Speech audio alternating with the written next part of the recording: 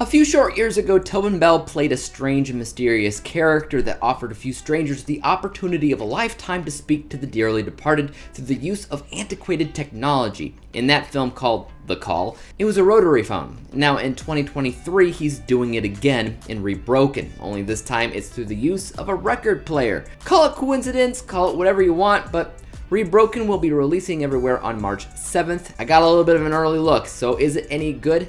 Let's get cracking. Will is a devastated father who spends his time between court-ordered grief counseling and drinking himself into oblivion. He repeats the cycle of despair every single day with no plans to stop until he meets a mysterious stranger who gives him some old vinyl recordings. After Will listens to the records, he suddenly starts receiving messages from his recently deceased daughter.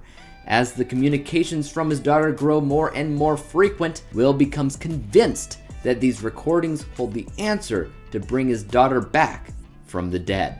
So I love the idea of mixing science fiction with grief. I feel like that's a door we haven't seen a lot in movies. Other independent films such as Repeat and The Call both dealt with using technology to speak to the dead, but neither felt as heavy or as important as ReBroken. That's largely due to the themes and analogies sprinkled in throughout. The idea that this man experienced a loss and is currently stuck in this cycle throughout the film is pretty relatable to anybody that's experienced losing a loved one. But when the film also introduced the idea of vinyl records into the mix, that cycle that he was stuck on suddenly became really poetic, as it was kind of a form of a broken record, being broken and rebroken over and over again, so to speak. It's important to also note that throughout all this stuck in a rut stuff, this cycle, it's absolutely imperative to get the editing right.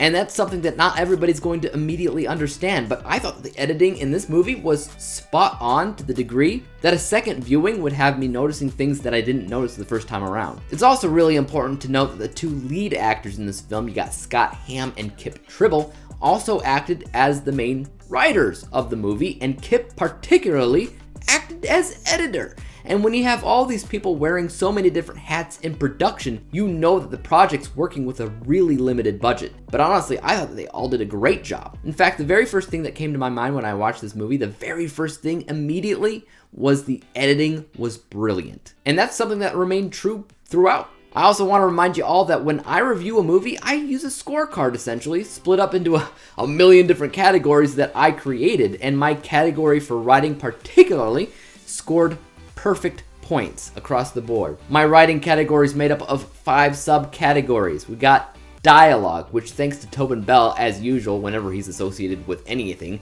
is really, really good. Then there's the balance or the pacing of the film itself, which I thought was pretty darn good as well, as it serves kind of like a slow burner mystery that I was all in from the get-go. The third thing that I look for is if the story's deeply meaningful, which this is a heavy film through and through. It's just chock full of metaphors and analogies about grief, loss, anger, and obsession, and more. The fourth thing that I look for is originality, and this is still a topic that I don't think we've seen a ton from in film, and I love it.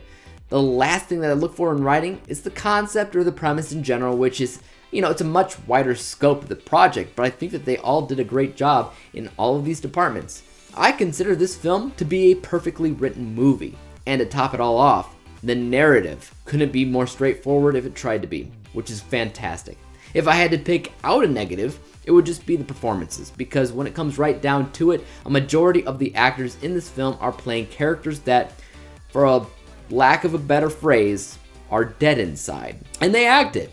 On one hand, that means that they're doing a great job technically, but on the other hand, if you aren't so keen to notice those elements of editing or writing that I've already mentioned, you might also miss what's good about the performances, and instead, you might just look at the surface and say the performances are wooden. Which, they can feel like if you aren't dissecting the film properly.